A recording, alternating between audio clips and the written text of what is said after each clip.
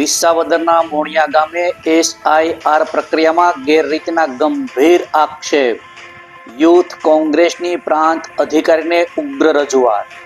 નમસ્કાર, સહજ ન્યૂઝ સાથે હું છું ગોપાલ ભેસાણીયા.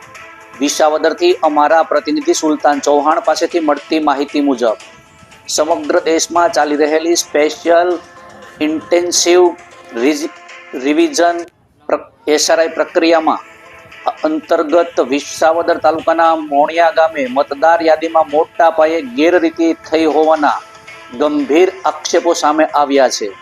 મોણિયા ગામમાં મુસ્લિમ સમાજના મતદારોને જ ટાર્ગેટ કરી ખોટી રીતે ફોર્મ નંબર 7 ભરવામાં આવ્યા હોવાની ફરિયાદ કરવામાં આવી છે, જેના કારણે અનેક મતદારોના નામ મતદાર યાદીમાંથી કાઢવાની પ્રક્રિયા હાથ ધરવામાં આવી હોવાના આક્ષેપો થયા છે.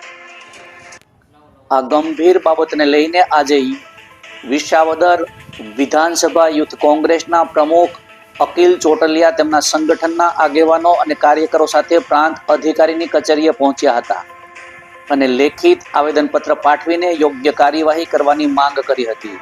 આવેદનપત્રમાં જણાવવામાં આવ્યું છે કે લોકશાહીના પાયાના આધાર સ્તંભ સમાન મતાધિકાર સાથે કોઈ પણ પ્રકારનો અન્યાય અથવા તો ભેદભાવ સ્વીકારી લેવામાં આવશે નહીં. યુથ કોંગ્રેસ પ્રમુખ અકિલ ચોટલિયાએ રજૂઆત દરમિયાન સ્પષ્ટ શબ્દોમાં જણાવ્યું હતું કે જો ખોટી રીતે કોઈ પણ મતદાતાનું નામ મતદાર યાદીમાંથી રદ કરવામાં આવશે તો તેની સંપૂર્ણ જવાબદારી પ્રાંત અધિકારી, મામલતદાર શ્રી તથા ચૂંટણી પંચની રહેશે. તેમણે ચેતવણી પણ આપી હતી કે જો આ મુદ્દે તાત્કાલિક કોઈ ન્યાયસંગત તપાસ નહીં કરવામાં આવે તો યુથ કોંગ્રેસ દ્વારા કાનૂની માર્ગ સાથે ઉગ્ર આંદોલન કરવામાં આવશે. આ પ્રસંગે યુથ કોંગ્રેસના અન્ય આગેવાનો તથા સ્થાનિક લોકો પણ મોટી સંખ્યામાં હાજર રહ્યા હતા. તેમણે મતદાર યાદીમાં ભેદભાવપૂર્ણ કાર્યવાહી સામે રોષ વ્યક્ત કર્યો હતો.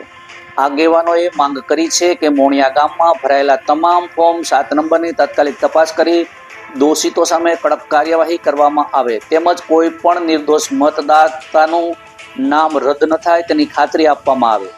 ઉલ્લેખનીય છે કે હાલ ચાલી રહેલી એસઆઈઆર પ્રક્રિયા દરમિયાન મતદાર યાદીની શુદ્ધતા અને પારદર્શકતા જાળવવી તંત્રની મુખ્ય જવાબદારી છે. આવા સમયે જો ચોક્કસ સમાજને નિશાન બનાવી કાર્યવાહી કરવામાં આવે તો લોકશાહી પર વિશ્વાસ ડગમગી શકે તેમ છે તેવી ચિંતા પણ વ્યક્ત કરી હતી. આ રિપોર્ટર સુલતાન ચૌહાણ, સહજ ન્યૂઝ, વિસાવદર. આજે અમે સૌ મોણિયા ગામવાસીઓ સાથે રહીને પ્રાંત સાહેબને એક અરજી આપવા જઈ રહ્યા છીએ. અરજી એ બાબતે છે કે ભાઈ એસઆઈની જે પ્રક્રિયા થઈ રહી છે એમાં જે ડ્રાફ્ટિંગ આવ્યું હતું એમાં સૌના નામ હતા, પણ કોઈ એક જયંતિભાઈ પરમાર કરીને દેસાઈ વડાળાના નામથી એક ભાઈ છે એ અમારા વિરોધ 28 લોકો વિરોધ, અને એમાં એક જોવાની ખાસિયત એ છે કે સૌ મોમેડિયન સમાજને જ ટાર્ગેટ કર્યો છે. તો આ એક ચૂંટણી પંચ અને એક ભાજપની ગેરરીતિ હોય એવું સાબિત થઈ રહ્યું છે.